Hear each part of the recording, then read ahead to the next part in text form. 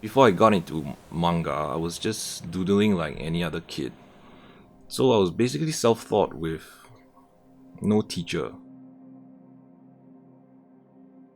Then later, when I copied and drew manga or comic illustrations or pages, I even got to sell some of them at school when I was in primary 3 or 4 for like $10. I basically just crafted my own style right from the start. It was just everyday sketching in my sketchbook.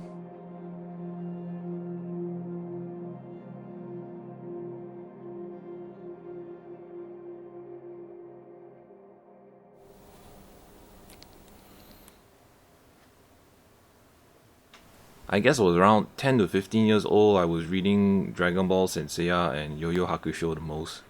Because even my mom had to get my Chinese tuition teacher to teach me Chinese using Dragon Ball comics. My elder brother would also read to me Batman's A Killing Joke by Alan Moore, Dark Knight by Frank Miller. At the time, my favorite illustrator or character designer was Haruhiko Mikimoto of Macross fame, specifically because he could draw pretty girls that could make your jaw drop. Yoshihiro Togashi of Yu Yu Hakusho fame could also draw really good looking girls. So from 11 to 14 years old, I would spend a lot of nights past midnight after schoolwork drawing meticulously pretty girls just to compete at that level. But I probably really considered anime or manga when I first watched Macross Do You Remember Love? After being exposed to these mind-blowing anime and manga and comics, I couldn't help but want to try out comics on my own. It almost feels like the comic chooses you instead of you choosing it.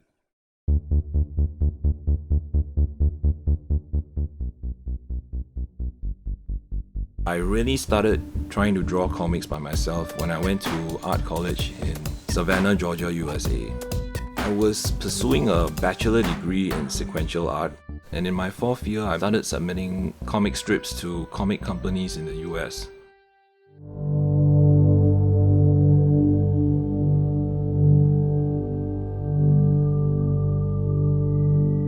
Horror is a strong theme in my comics because I naturally drew such stories when I first started doing my final year comic projects in college.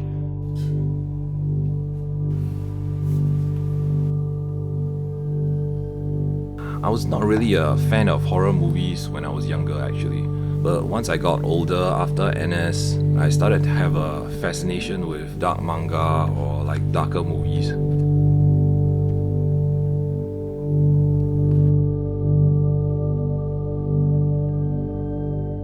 Manga artists like Jin Raishin, when I read them when I was like 17 to 20 years old, I was more influenced by horror-influenced stories that Tsutomu Takahashi was writing and drawing. So basically the whole dark horror atmosphere of every story that he told in every volume influenced me. So after that, when I was 23, 24 years old and in college, I wanted to, or I was subconsciously drawing out similar horror-based stuff.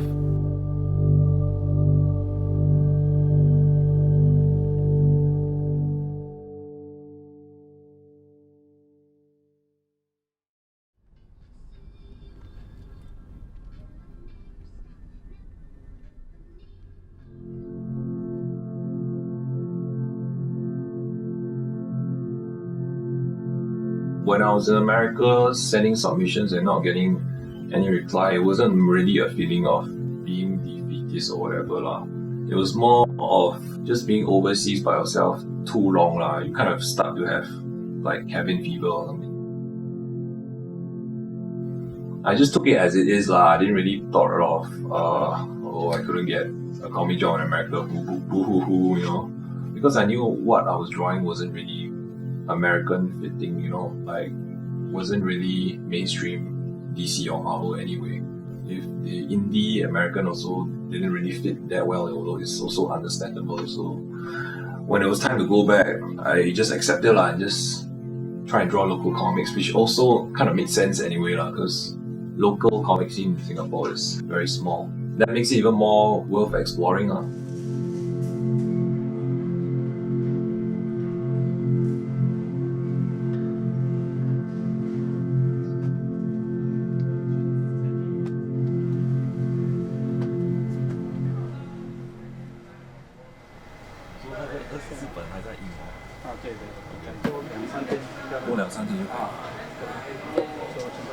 I self-published my 11 books so far because it was the freest choice for my comics. Me and my mom tried to find publishers all over Singapore initially because most of them wouldn't take a chance on local comic book artists unless he had some prior success elsewhere. We tried different small printing shops until we found one that was willing to print our comic volumes in smaller amounts. In 2008, STGCC started, and I rushed to print those books to sell at a rented booth there. So the timing was just right at the time. It's more or less how it started for self-publishing and printing out my own comics now.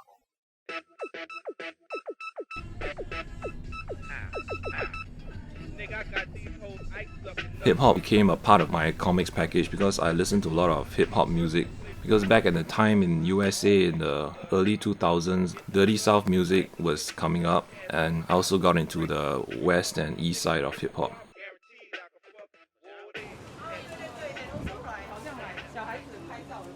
A lot of the hip-hop music like Tupac and Biggie, they had very angry lyrics, angry rapping, and very dark background ambient music as well. So it was like a perfect fit for me in terms of it influencing my comics.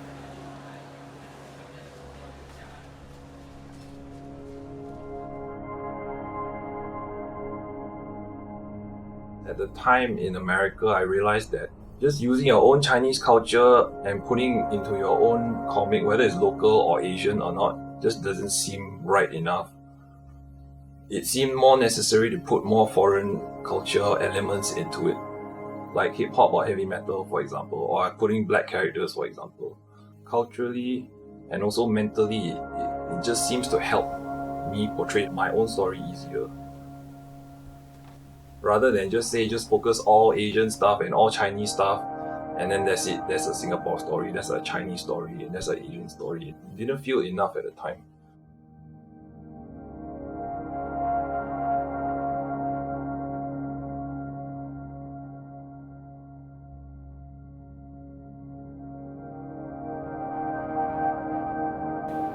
So all your color pieces will be here. Then your comic panels will be here. Sure, I can bring them. Bring them down. I've seen Ye Zhen's comics.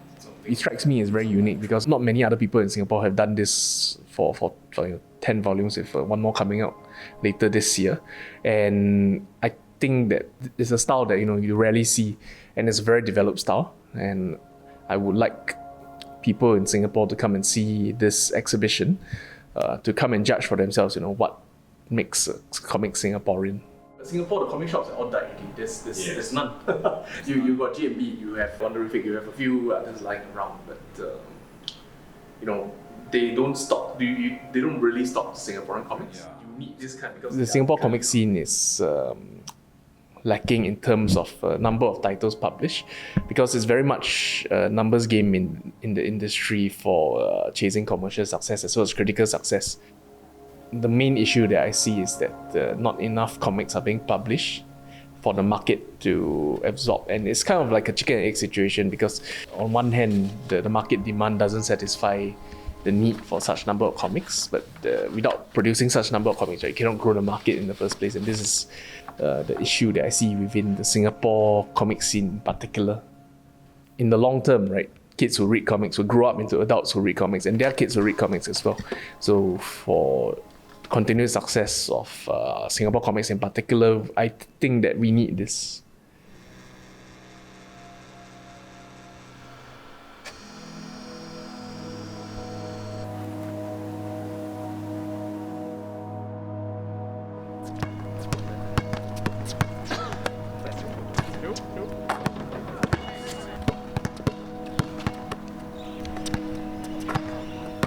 drawing comics is a very sedentary work style kind of thing, like you're in the room all day, so exercising helps me to go out, go places, flex my limbs.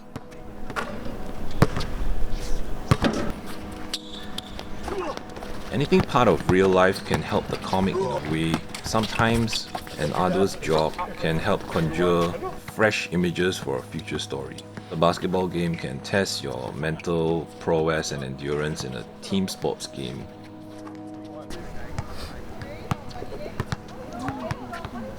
All these kinds of different challenges or whatever help you grow as a person and may help you create ideas for future comics.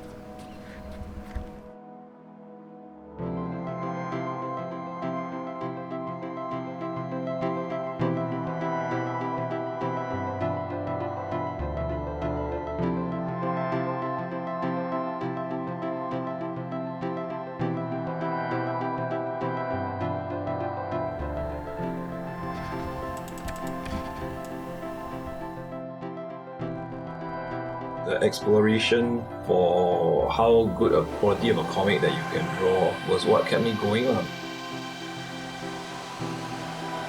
Because I didn't feel that I reached the pinnacle or whatever yet, so there's no reason to stop. You want to keep growing and make the comic as good as you think it can be. That in itself is enough reason to make you keep going.